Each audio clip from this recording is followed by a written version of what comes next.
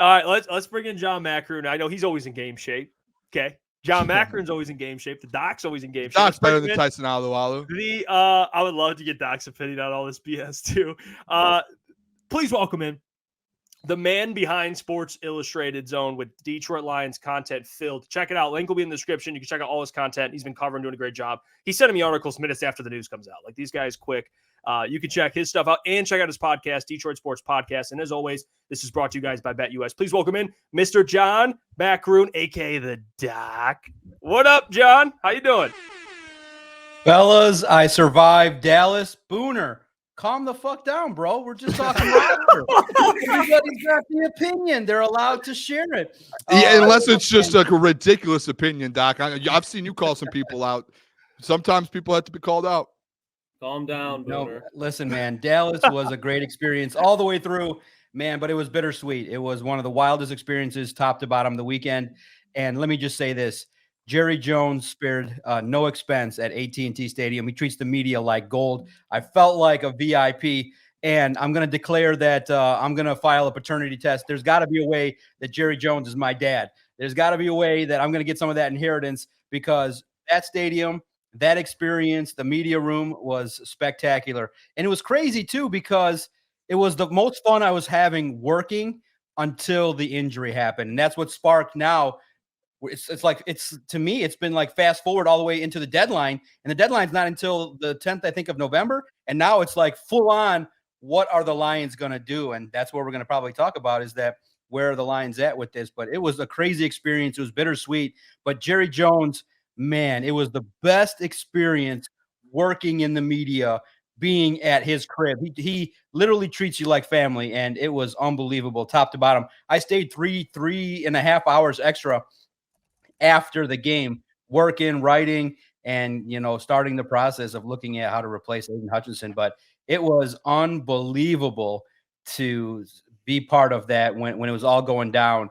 It was just, the first thought I had was, the season's over. That was the first thought I had. And it was just sad. I tried my best to not be that way, but I was totally bummed out. It was just like the 49ers game, the highest of highs, eating, enjoying myself, walking around, and then just feeling the ultimate devastation, feeling like, man, the dream that we could have experienced with the Detroit Lions might have ended. I interrupted today's video to tell you that this video is sponsored by BetUS. So this is what I'm going to do. On BetUS currently, right now, the Lions are plus 165 to win the NFC North. Yes, to me, that is free money. At your own caution.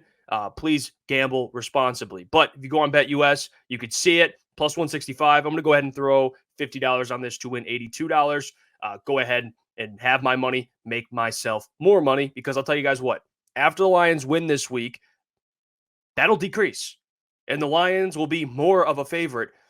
Maybe they don't jump to 1, but they will eventually down the line. So get in on it early, betus.com. Get your bets in. And it doesn't matter if it's NFL or any sports league, BetUS has it. So please remember to gamble responsibly. Don't bet anything you're not willing to lose. But the Lions, I will tell you this, they're coming for the NFC North. And right now at plus money, come on. You kidding me? Let's get back to the video. Well, Doc, we have a lot to get to today. It's a perfect day. Always a good time talking to Doc on Wednesdays. I want to ask you, yesterday the neast broke right before our show. Alim McNeill extended massive contract, Doc, after a big game. He had 2 sacks, had his best game of the year, at least by the numbers. What do you make of the contract and them just believing in Alim McNeill and being one of the guys in that 2021 draft class that another guy they felt the need to extend long term? What do you make of the deal and him being a top paid defensive tackle? Yeah, no doubt. Look, it's pretty clear, guys.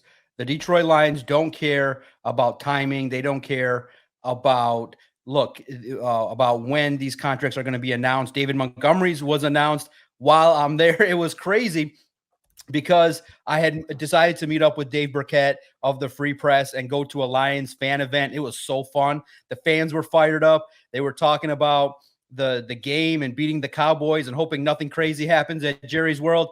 And then as we're walking up, the news breaks that David Montgomery has a contract signed. I'm like, what the heck? So you got to fire that up, talk to Christian and consult, talk to agents and all that, learn about the information. It was just wild. And Dave is back there trying to write as fast as humanly possible before he signed books. So it literally was a prime example of the NFL cycle never, ever stops. And then you get the news that Alim McNeill is also now in the mix. And look, the one thing about the Lions is they're pretty transparent. Brad Holmes publicly stated, look, we probably got to get to Alim next. And they got to the numbers. And I just think that you look at it from the perspective of what he brings to the table. The 2021 draft class is one in which it set the foundation, the pillar of the defensive line, and clearly playing alongside DJ Reader has brought, at least from what you saw against the Cowboys, has brought a player that can now take off. DJ Reader is such a big help to this defensive line, and Alim McNeill ate, and he feasted all over the Dallas Cowboys offensive line, and it was great to see. And now that he's comfortable, he got paid, he secured the bag. I expect big things because the Lions are going to have to unfortunately count on him. And I wanted to ask, but I did. There's one of those times where you didn't know how to ask that question, but I wanted to ask, like, do you think about it? Like, do you watch that you leg whipped and you leg whipped your teammate and it accidentally caused a broken leg and all that? But, clearly, after the game, everybody was talking about the injury and what the impact was. But this football team has to quickly rebound and move forward. And Alim McNeill's got to be part of it. They're going on the road to Minnesota, and he's got to be a big part of stopping the run and getting to Sam Darnold, because if he has poor performances, that's going to make things so much more challenging for that defensive line. Yeah, Doc, I mean, the elephant in the room, you mentioned a little bit, you stayed after about the whole Aidan Hutchinson stuff. And obviously that's a brutal injury. It was probably just gut-wrenching for all the Detroit Lions fans, for probably all the everyone within the organization. What is your kind of viewpoint on this next step here? Because we've had the conversation the last few days on the show. There's like a couple routes. Obviously, they could go with what they have in the building. They could try, and the second route is you can patch it up with maybe a couple different guys, Zadarius Smith, some like kind of mid-level guys, or you can go all in and go get these big names that everyone's talking about. How do you see, like, with this Hutch injury, the impact of the defensive line now? How are they going to patch this up? What is your mindset on that? And what have you kind of heard of being in the building? I saw you tweet out some eye emojis. Like, do you know something we don't know here, Doc? What do you think is going to happen? Yeah, look, that was fun. That was just to really kind of highlight the Hassan Reddick story that came out. Look, I'm going to give you guys my kind of analysis of what I've known from the Lions, and based on my speculation, really the most informed that I can give you. Clearly, they're going to keep their what their intentions are tightly close to the vest, because clearly, if they're making calls right now, the asking price for a Max Crosby, for a Zadarius Smith, for Myles Garrett, the teams are going to want to try to maximize the value. So that's why the Lions didn't go right out 24 hours later and make the splash the next day, because they're trying to also make sure that they don't give up too much capital, because that's the biggest strength that Brad Holmes clearly has, is his ability to draft. And unfortunately, the one thing that you can kind of criticize is that they did trade a third rounder to the Jets to get Broderick Martin. That could come back to potentially, the picks of Hendon Hooker and Broderick Martin could come back if the Lions don't end up ever meeting their Super Bowl goals. You could have had two more defensive players there instead of projects. So that's just down the road to pay attention to, because look, Devontae Adams, players that are getting traded, Amari Cooper, kind of the picks that the most popular pick that's getting traded is a third round pick, and the Lions currently don't have one. So, I look at it from the perspective of they went out and clearly because of Pecco's injury, they signed Isaiah Thomas. I had a chance to talk to him, and I'll share some insights there. But to me, I just don't, it's the dream scenario. Of course, everybody. And, to me, I love the fact that the Lions fans are like, do whatever it takes to get Max Crosby. You call nonstop. You blow up the Davis's phone until he says, I'm blocking you. Stop calling me about Max Crosby. Guys, unfortunately, the only way, and this is what you guys should do, and I'm saying it now, and I don't mind saying it.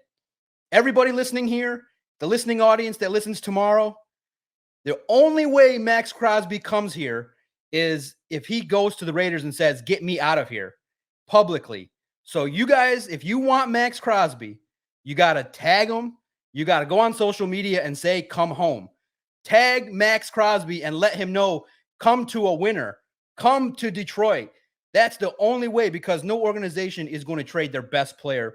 It's the worst thing possible. So the only way that it happens is you fans just pounding it, and making sure that you let him know, come home, you're wanted here. And if the Raiders, and you have to keep rooting for the Raiders to lose. You have to root for blowout losses for the Raiders. You got to root for the most uncomfortable position for him to just sit back and go, you know what? Fuck this. I need to go somewhere else. And the place he'll end up going is the Lions. So that's all you got to do is just that's what you can control, is tag Max Crosby and tell him, come home, come to Detroit.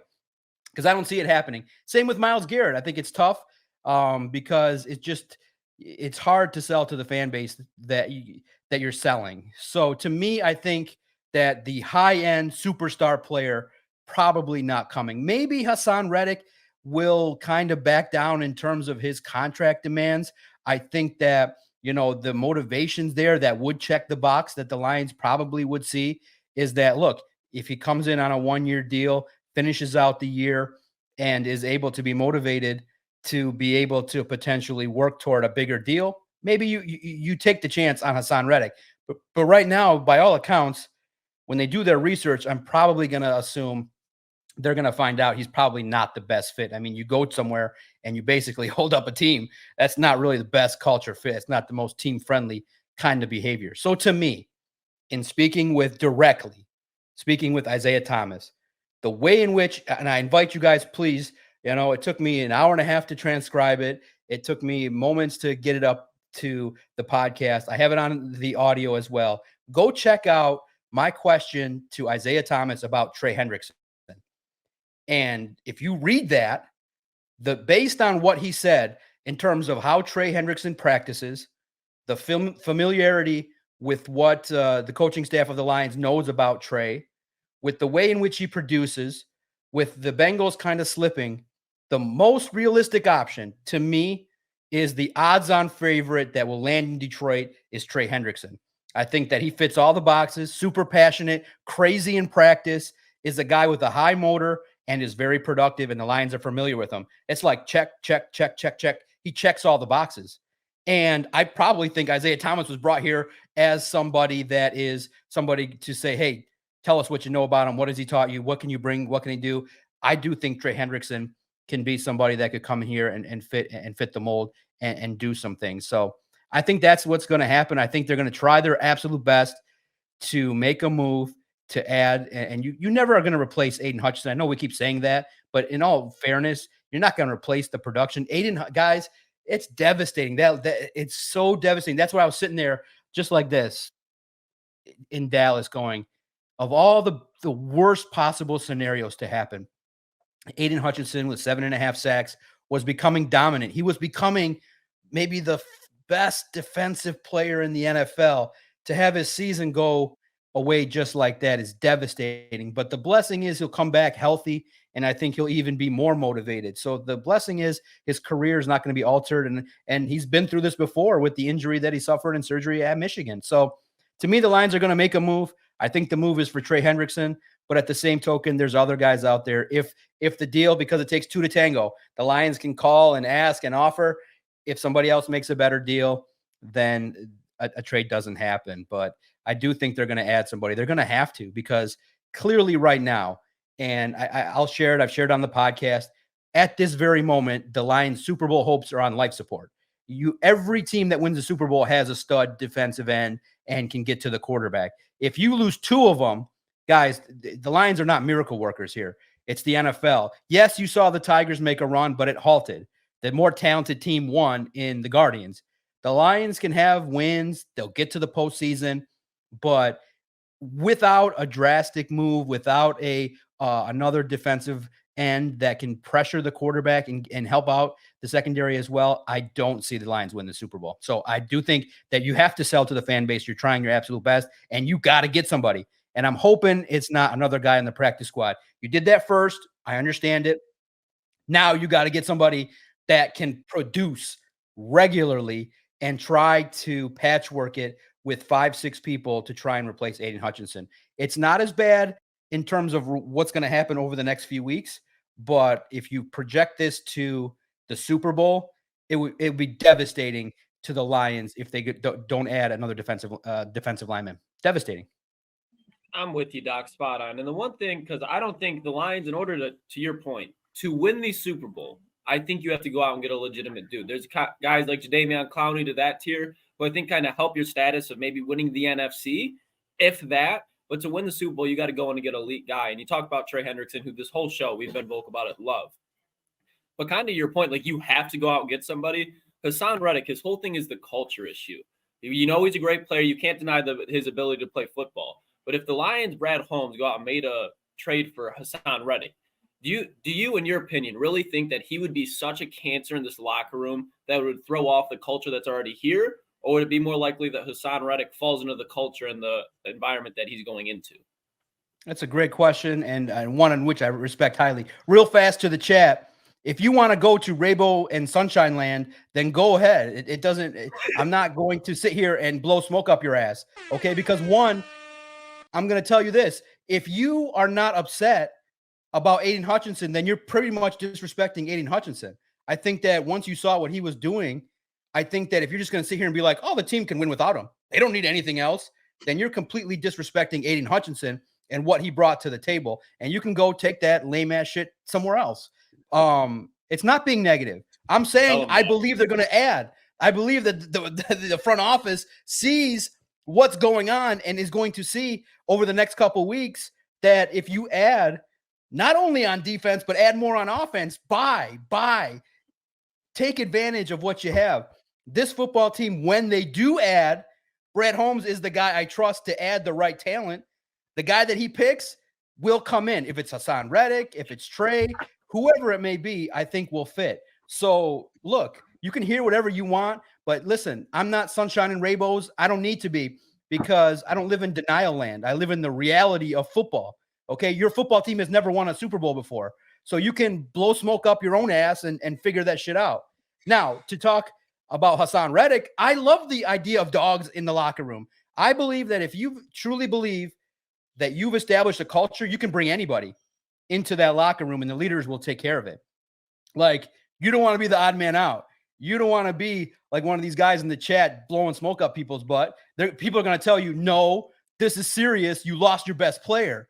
The locker room will control Haason Reddick. No problems. And if he doesn't get under control, the Lions will figure it out and not play him, or they'll handle it real quick. You think Haason Reddick's going to disrespect Aaron Glenn and disrespect Dan Campbell? Please, the locker room's been established. So to me, the Lions have a clear thing. They want locker room culture, productivity, price, the opportunity to fit in the locker room. If they bring Haason Reddick, the person that my trust level in Brad Holmes is all-time high. As long as he makes a move, as long as the player is a defensive lineman, that's great. And also, too, being that you see this offense, I want to add 3 players. I want to add a couple more tight ends. I want to add. You should always want more. Always.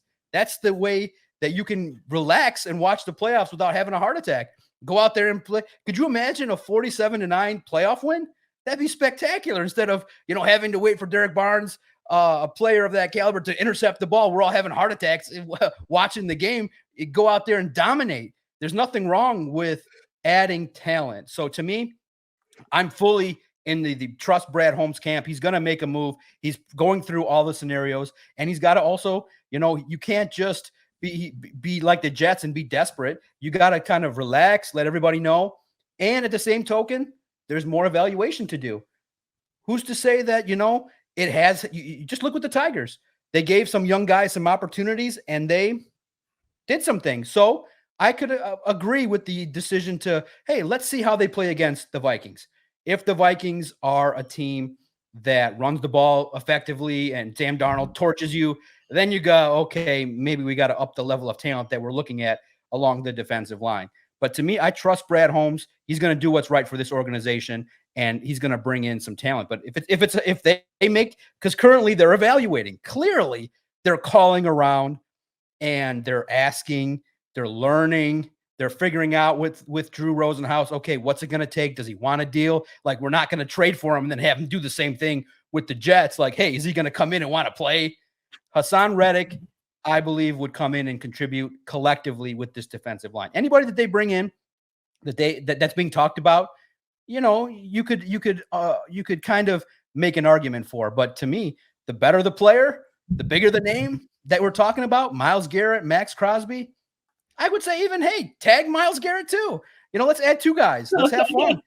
Let's have a report. Let's see if Crunch Time can get a report. Detroit is overwhelmingly tagging these guys on social media. Make them say, stop it. Make them go on McAfee and say, these guys from Crunch Time, the idiot cast from Crunch Time, won't stop tagging me. Tell him to come. And Booner, you started. Tag Max Crosby and tell him, come home. The Raiders aren't it. Detroit's it. So I trust Brad Holmes, and I think Hassan Reddick would not act a clown here in Detroit. What about another guy here, Doc? And we talked about him earlier. Not Myles Garrett, and he's not Aidan, but Zadarius Smith, someone that has some familiarity within the NFC North, and someone that I think you could probably get pretty cost-effective. Your thoughts on some of these other options besides the big names that we have to tag a million times, but Zadarius Smith with the Browns selling. What do you think? Well, Zadarius Smith, I could see, but his sack totals aren't like tremendous. Like, it's not like, listen, when Dan Campbell said we're looking for a role player, that kind of, that pops the balloon. You know what I mean? You want some impact. You want somebody to come in and do some things. I think that collectively, as a team, fine. You could see the, a veteran come in and handle business, somebody that's familiar with everything going on in the division. But look, I'm looking at it from the perspective of the better the player, the better the options, the more calm I will be if you go about that business. There's a lot of good players. A name that people are talking about too, that if you watch the film, maybe you could get Josh Uche. I think could do a lot of good things as well. I think that there's a lot of good options out there.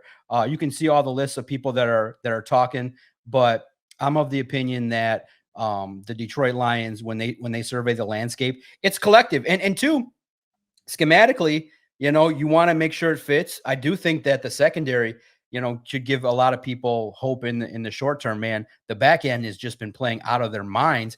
Kirby Joseph and Brian Branch are becoming all world right in front of our eyes.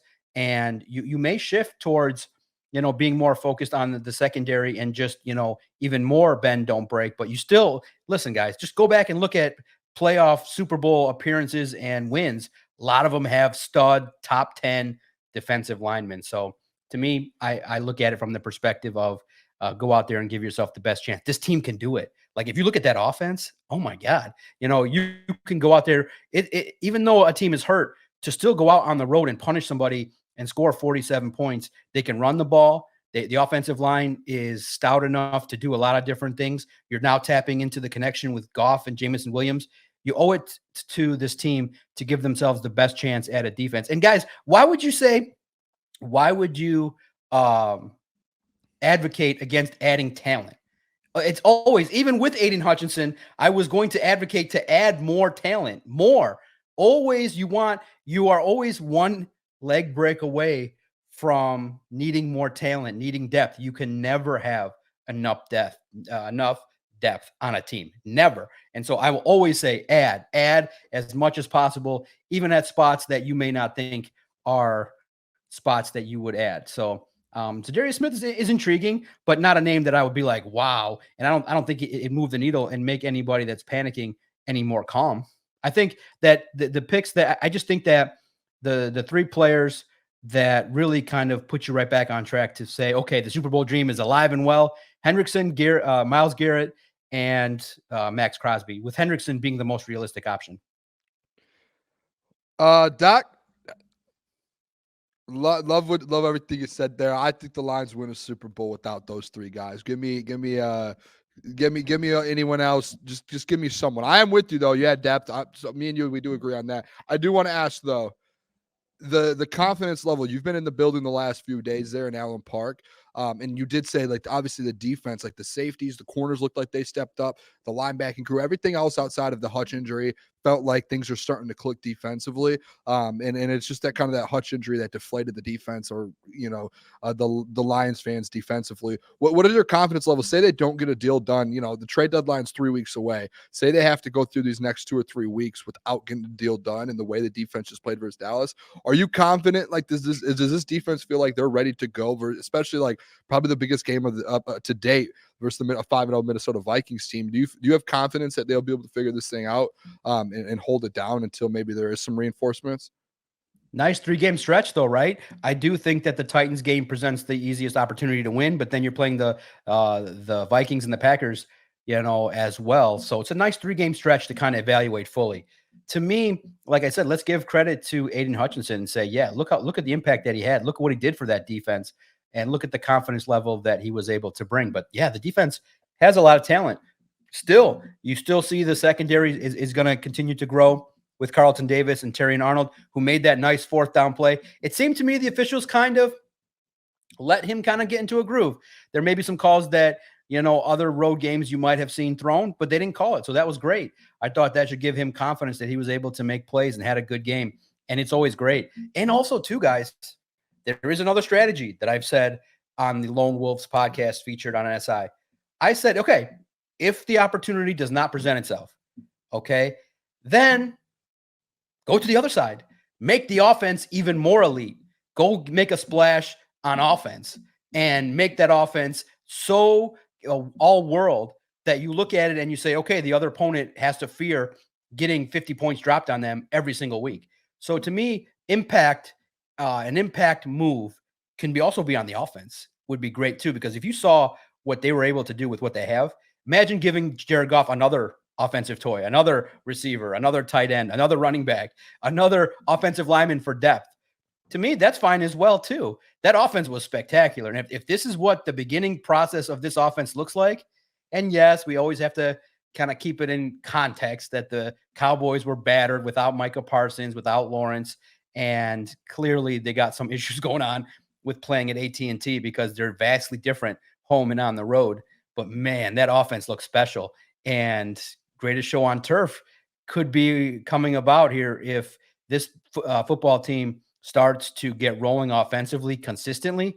Look out. Nobody could stop them. I mean, literally we're watching Jamison Williams and Jared Goff's connection grow week by week by week, where there's an explosive touchdown every week. That's not easy to accomplish. And now you're seeing angry runs from David Montgomery, and Jahmyr Gibbs is going to get better. So to me, I'm excited to see this 3-game stretch. I think the defense, you just need them to hold on. And the key, you guys see, we've always talked about it.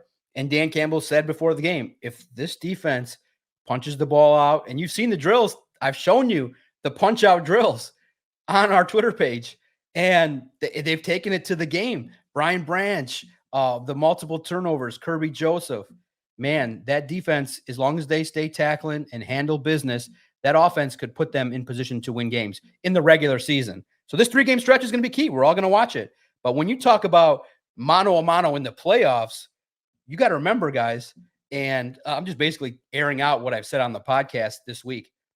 Do you really want to go on the road and play the Commanders with what they got going on? Do you want to go on the road and play Tampa Bay? You don't want that. Remember, my mission was all the games in the playoffs at home. And that's an advantage that is clearly distinct. So I'm hoping that this game, listen, if they lose to the Vikings, I think people are going to panic even more and call for more trades. But you still got 2 games after that to evaluate. But I do think it's a big game to evaluate, this game against the Vikings. And I do think the defense clearly is going to be more focused in this contest because it's the Vikings. They got a good offense. And I do think the first game without Aidan Hutchinson, they want to show that they're legit. Go ahead, Klotzy. Did you already? Okay, yeah, I was just my bad. I didn't know if it was Boone next. But when you look at that matchup, Doc, when you see Justin Jefferson, when you see Jordan Addison, and I'm not sure the status of Aaron Jones. You talk about the secondary and how they need to step up. What do you really expect? Because when you look at it, Minnesota's coming off a bye, and you have less time. What's your or he's going to have more time with no Aidan Hutchinson out there? Talk about Sam Darnold. What's your confidence level that they can hold up and not allow Justin Jefferson to go over 100 and Jordan Addison? Yeah, it's going to be tough. Man, Justin Jefferson is developing that relationship with Sam Darnold, and I think Sam Darnold's in the right spot.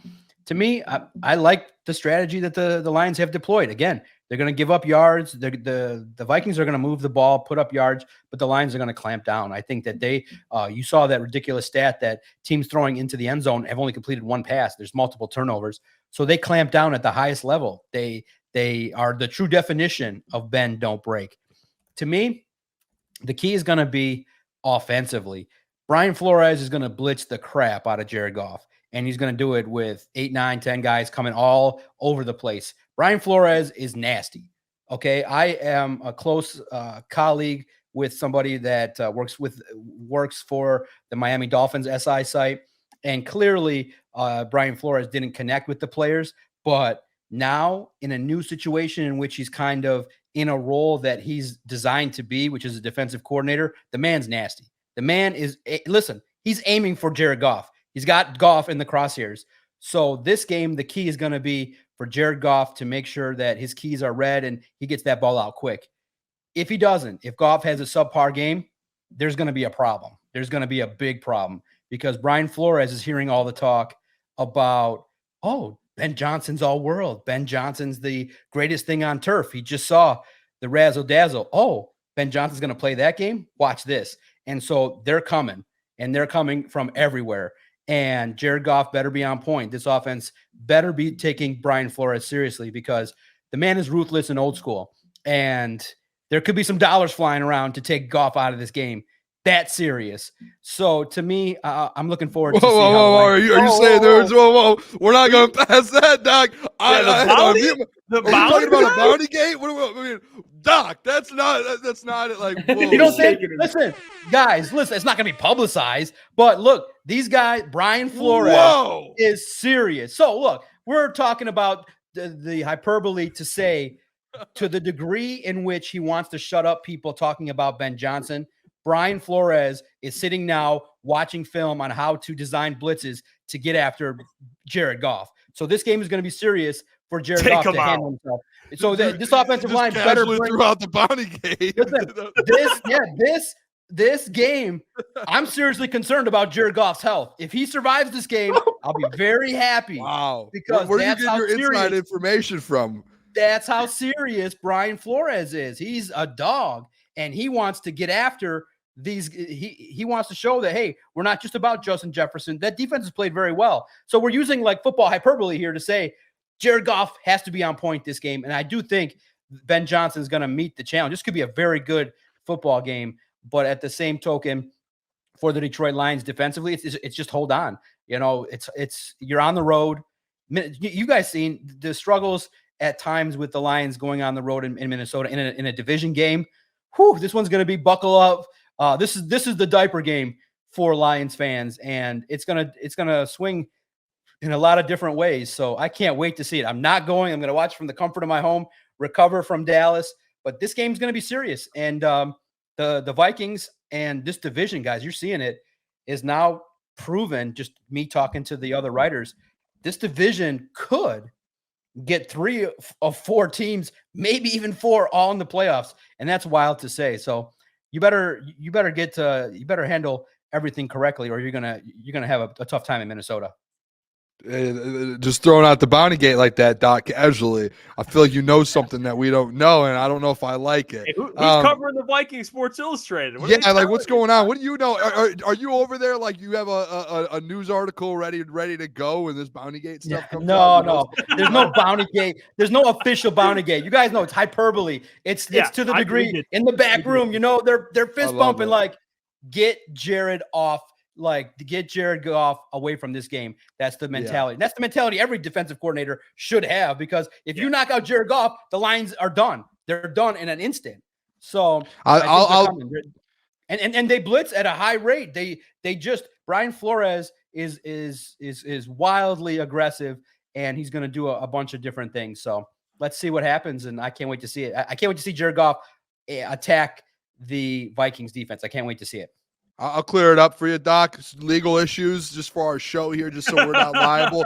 No bounty gate. We're talking about they are going out there to take Jared Goff out, Yes. but there's no money involved. No money, no incentives. Just want to clear that up in case legally the NFL's watching us right now. Exactly. The NFL bounty gate is not going to be broken by a podcaster in Detroit from the Vikings. Okay, come on. Hey, Doc, I want to ask you this though, because over the last two games here, the 40-point games that the Lions have had, one player that's kind of came into his own, and it seems like he's starting to get a little bit more comfortable with Jared Goff and this offense is Tim Patrick. And it seems like he is now wide receiver 3. They're starting to use him a lot more. Ben, it looks like, loves to get him involved in the offense. What is the kind of vision there going forward, and what you see in Allen Park with Tim Patrick, and how confident are they with Jared Goff and kind of that 1-2 punch with those guys? What's the word I'm looking for? The kind of camaraderie that they have together. Yeah, wasn't it great? It was awesome. I enjoyed speaking to Tim Patrick. He kept it serious with me. He was an individual that was just like, I didn't even like my game against the Seahawks. He's like, I think I'm playing slow. And I love the fact that he posted that he got his swagger back. People seem to get their swagger back after spending 10 minutes with the doc. It happens in my psychology practice.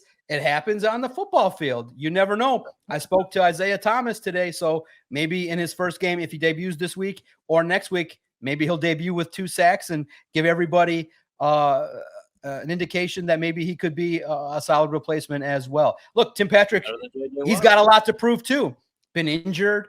And I think that also too, guys, it's pretty clear the Lions went to the Broncos and found somebody that had at least a little bit of a foundational awareness of Dan Campbell's offense. So it's not going to take him all that much to adapt to some of the additions that Ben Johnson has made. And look, this offense, when you put in the work, when you do the homework, and you're a professional like Tim Patrick has been, and injuries just marred his development over the last couple of years, the guy can be a solid number 3 and do what he just did against the Dallas Cowboys. Nice 42-yard deep play that kind of got the momentum rolling. He's sure-handed and very reliable. And I think the blessing of what the Lions find in players, and that's why someone like me, who's also gritty and, feels like the underdog a lot of the time, these guys have a lot to prove. And Tim Patrick has a lot to prove to himself. Like, he had a decent game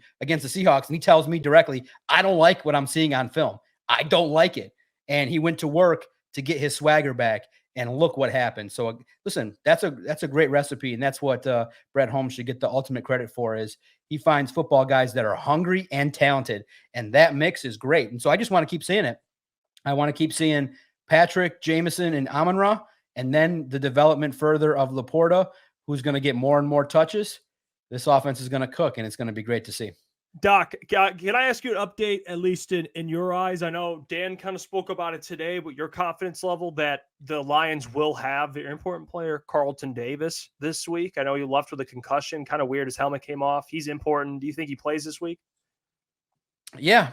We talked to Dan Campbell on Wednesday, and Dan Campbell said that he would be surprised if Carlton Davis did not play. He did not practice on Wednesday. It was not due to the concussion. It was not due to that. And so we'll know more Thursday at Thursday's practice. But as of now, Dan Campbell said it should be all go for Carlton Davis. So unless something unforeseen happens, I would be surprised as well if Carlton Davis is not out there in a big game. Sweet. Anyone got anything else before we let the doc go? All right. I put in the chat for some of the chat to drop some questions. They usually have some good questions for the doc. Yeah, if we missed anything. Doc versus the chat. Hey, Doc keeps it. Hey, Doc, that's why we love you. You come on. Actually, I do have a question. I will say this real fast. Yeah, for those, like, you can't listen. Teams and coaches are always trained to keep it positive. Like, just look at the slow-mo reaction of Dan Campbell. That was the realest moment. He's saying, oh, no, this can't be happening. You don't lose your best player and just have everything be hunky-dory. It doesn't work like that. Remember, now, if this was the Chiefs and this was a team that's perennially in the Super Bowl that just has done it before, then you could sit there and be positive about it. But no, I sat there and I was devastated. I tried to be like, okay, this is next man up. I tried to tell myself, okay, you got more work to do, but I was bummed out. And that's the way. And ask yourself, when you found out and you saw, if you went back and looked at the replays, why were you sad? You were upset because you realized for the Detroit Lions this season, their biggest goal is to win the Super Bowl. And when you take the best player out of the lineup, who could have potentially had 25 sacks or more and could have did it in the Super Bowl, it's devastating. It's devastating, but at the same token, you rebound and you move forward. And I do think that the Lions will add to this football team. They owe it to it. And I'm of the opinion, and I've said this before, so it's nothing new. I'm of the opinion I do not care about sustained success. Okay. The NFL is built to pay everybody now, and in 2-3 years, you deal with cap nightmares and you rebuild again. To me, just give the Lions fan base one. Give them their celebration. Dynasty, Doc. One before I die, and whatever happens for the next 40 years, I will not care. Just give me the one. That's it. And in the NFL, it's so tough to get the one. And you just were there. Like, literally, guys, the Lions were being talked about as the best team in football at halftime. They were playing like the best team in the National Football League. I was almost going to get in trouble for cheering in the press box. That's how good it was. And Jerry serves beer in the media room with 4 kegs. I'm like, this guy serves beer? And I'm like, okay, I did not drink at all. I was professional, but I rode the emotional roller coaster like everybody else. I was having the most fun out of anybody in that joint, watching the Detroit Lions kick Dallas's ass and have all the media talking about how great it was. And then when everybody was around and I found out, because I didn't know at first what happened, and they said it's Aidan. I just said, no, not Aidan Hutchinson. No. And then you go and you see the leg whip and the break, and you're like, it's done. His season's over. Like, I don't care what the family, all the other reports were like, you just saw his leg go like this. Like, he's not coming back this year. I don't care what the family says. I don't care what Dan Campbell says. Let the man heal for the next 6 months. It's a big loss. And to me, I think it's disrespectful to just say, next man up, wipe him away, cart him off, and get somebody else, and the Lions are going to win the Super Bowl. Come on. I think that you're allowed to be a little bit sad and pessimistic for this week. I mean, come on. It's only been 72 hours since the leg snapped in half in front of the whole world. I mean, you guys are great that can just say, oh, Aidan's gone. We're winning the Super Bowl. Okay, good for you, because that is what we call in my field denial. And when you actually come out of denial, it hurts more than when you actually say it's a big loss.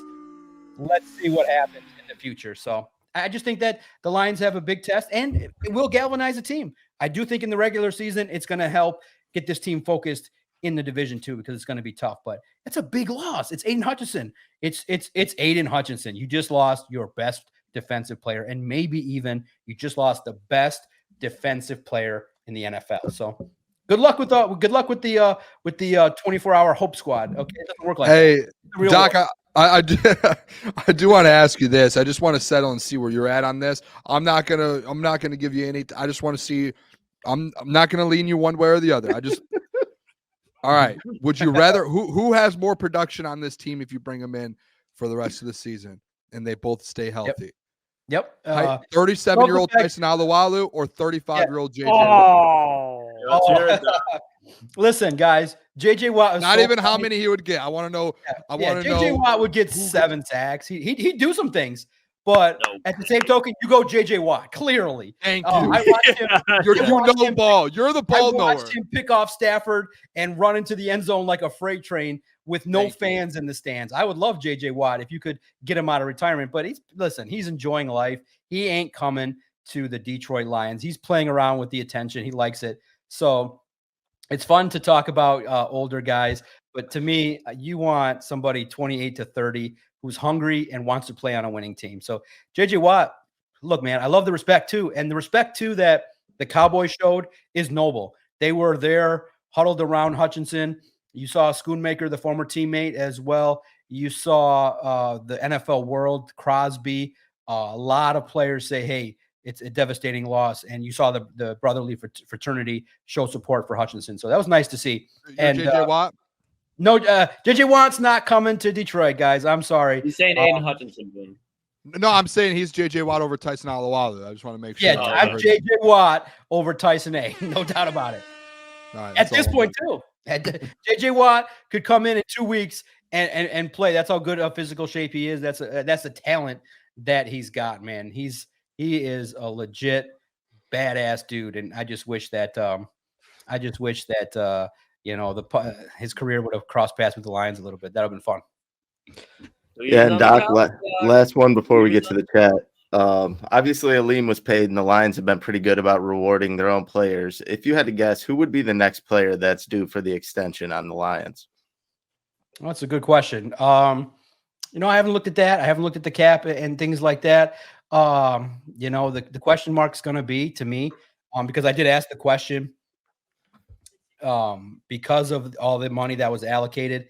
I think the players that you're looking at next are Levi Onwuzurike. Like, if he balls out, I think that Pascal and Levi Onwuzurike are individuals that have an opportunity to take steps forward. And I think I said on the podcast that the player I thought that was most reliable was going to be Levi. So if he comes in and has a nice run, what do? Do you give him $15 million a year just based off of 10-game stretch?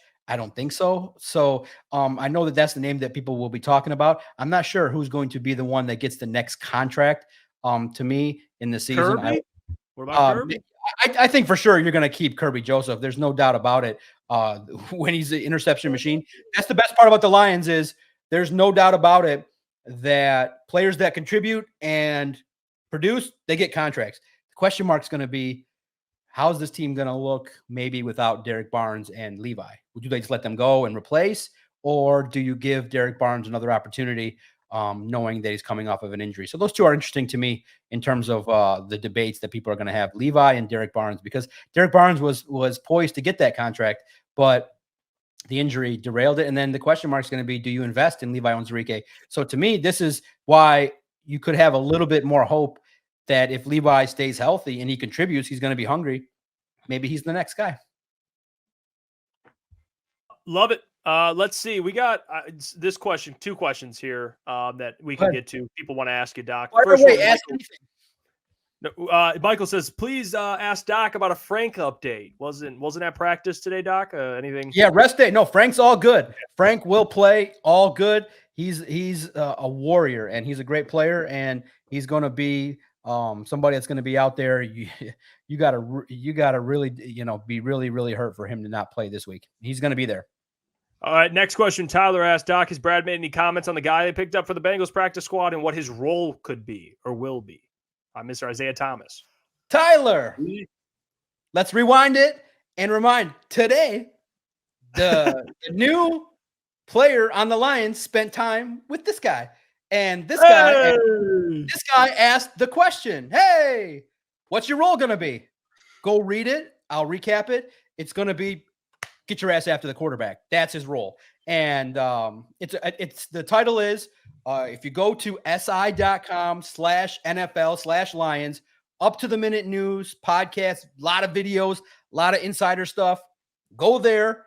The title of the article is Maintaining the Standard, Isaiah Thomas Q&A. He spent, and to me, I want to give credit because we talk about players that are reserved and things like that. He, for an initial 5 minutes in the locker room, come talk to John Maakaron.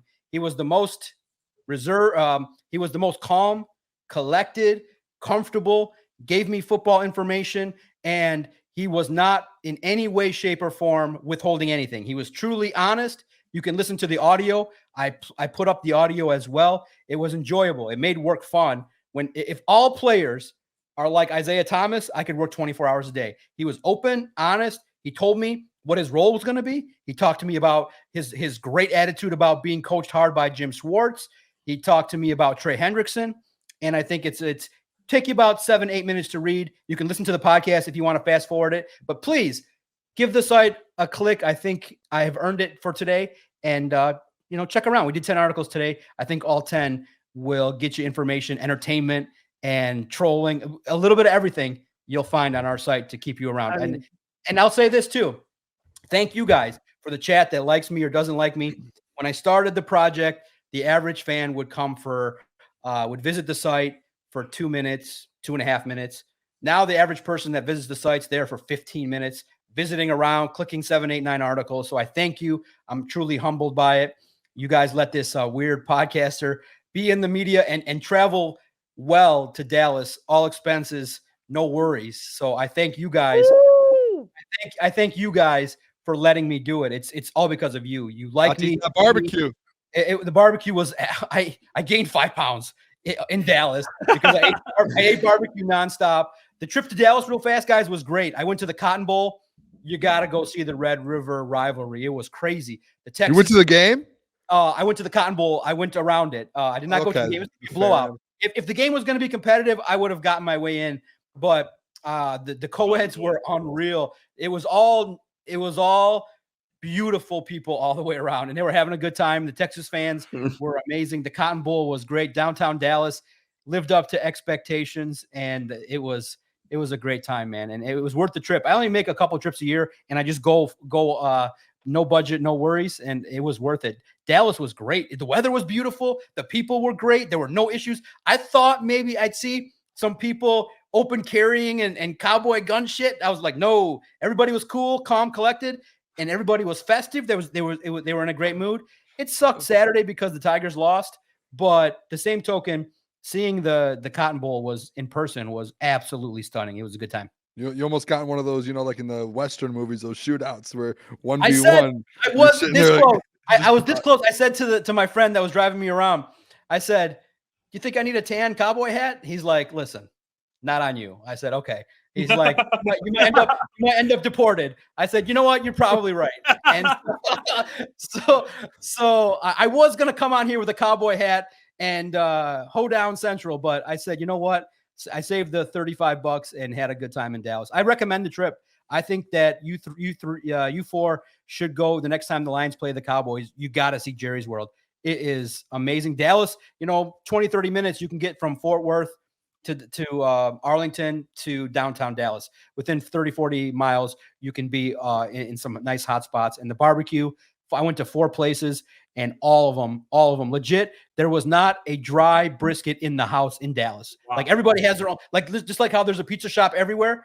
Every single joint had the best brisket I've ever had in my life. I was just like, what the hell? It was so worth it. I would go to Dallas. It's a good time. It was 85 degrees and the humidity was not bad. So, and guys, 2 hours in the air. So for a guy that's not the best flyer, the drinks were flowing. And it was weird too, because everybody got water all around me. And I'm like, bourbon and Coke, please. And the flight attendant was amazing. They're supposed to give you 1. He gave me 3. I was like, yeah. Thank you. For $10, I was 2 sheets to the wind before I got to Dallas. I hate flying, guys. It's a terrible flight. It's the worst anxiety I ever feel is flying, but alcohol always makes it go away. It's just, I'm conditioned.